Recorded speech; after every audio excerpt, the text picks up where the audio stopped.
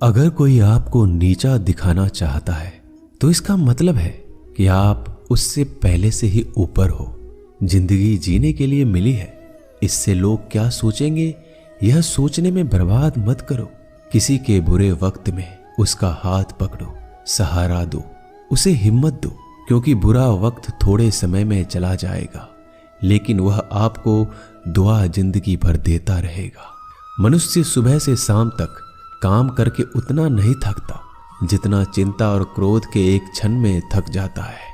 संबंध परमात्मा से अच्छे बना लो तो तुम्हें किसी की जरूरत नहीं पड़ेगी, तुम खुद सबकी जरूरत बन जाओगे। सलाह देने तो हजारों आते हैं लेकिन जब साथ देने की बारी आती है तो केवल भगवान आते हैं। जीतने के बाद तो सारी दुनिया गले लगाती है, क्योंकि जो आज आपके साथ है वह कल आपके खिलाफ हो सकते हैं। बिना मतलब के कोई आपकी इज्जत नहीं करेगा, लेकिन खुद को इतना काबिल बनाओ कि लोग बिना मतलब के भी आपका इज्जत करें।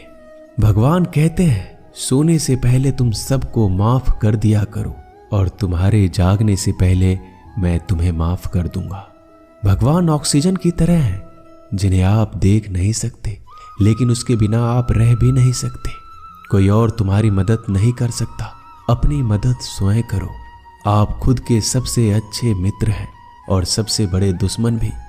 इंसान तब समझदार नहीं होता जब वह बड़ी बातें करने लगे, बल्कि समझदार तब होता है जब वो छोटी छोटी बातों को समझने लगे।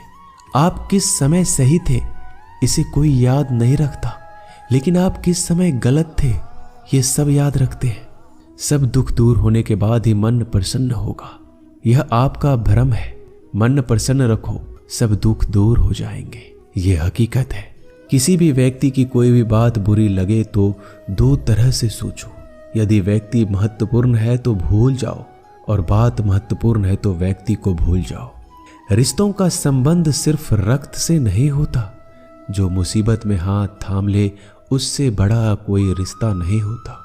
भगवान कहते हैं तुम सब कुछ मुझे सौंप दो, सारा दर्द परेशानी, और बिल्कुल हल्के होकर मुझे याद करो। धीरे धीरे तुम्हारा जीवन बदल जाएगा। हर रोज रात को सोने से पहले भगवान को अपनी पूरी दिनचर्या बता के सोएं। अगर आपके द्वारा किसी का दिल दुखा है तो मन ही मन उससे माफी मांगे। अगर आपका किसी ने दिल दुखाया है तो उसे माफ करके सारी चिंताएं भगवान को सौंप कर सो जाए। यकीन मानिए इससे आपकी जिंदगी खुशनुमा बन जाएगी।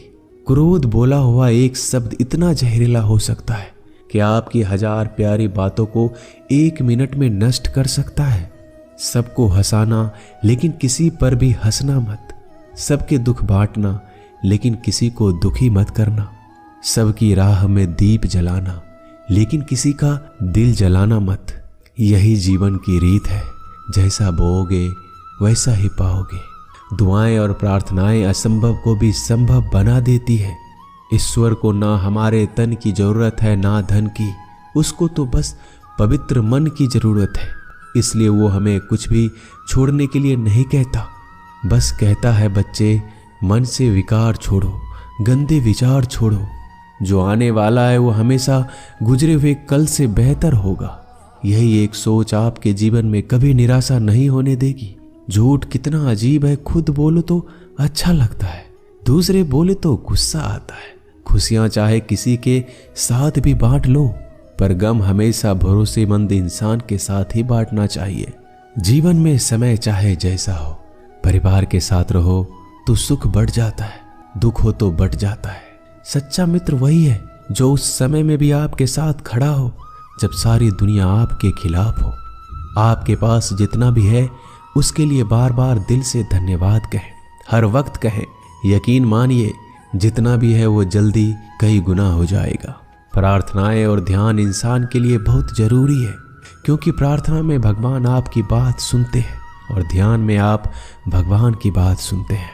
श्री कृष्ण से कितना कुछ छूटा, पहले माँ छूटी, फिर पिता छूटे, फिर जो नंद किशोर मिले वो भी छूटे, संग साथी छूटे, राधा भी छूटी, गोकुल छूटा, फिर मथुरा छूटा। श्री कृष्ण से जीवन भर कुछ न कुछ छूटता ही रहा। नहीं छूटा तो वो था देवत्व, मुस्कान और सकारात्मकता। श्री कृष्ण दुखी नहीं, उत्सव के प्रतीक है। सब कुछ छूटने पर भी कैसे खुश रहा जा सकता है, ये श्री कृष्ण से अच्छा कोई नहीं सिखा सकता। इसलिए हमेशा खुश रहें, सदा मुस्कुराते रहें। जीतने का मजा भी तभी आएगा जब लोग आपके हार का इंतजार करेंगे। गीता में लिखा है, यदि कोई आपको अच्छा लगता है तो अच्छा वो नहीं, अच्छे आप हैं, क्योंकि उसमें अच्छाई देखने वाली नजर आपके पास है। अपनी पीड़ा के लिए संसार को दोष मत दो, अपने मन को समझाओ। तुम्हारे मन का परिवर्तन ही तुम्हारे दुखों का अंत है। सोच और नीयत अच्छी रखिए, फिर आपके कष्ट प्रभु स्वयं दूर कर देंगे।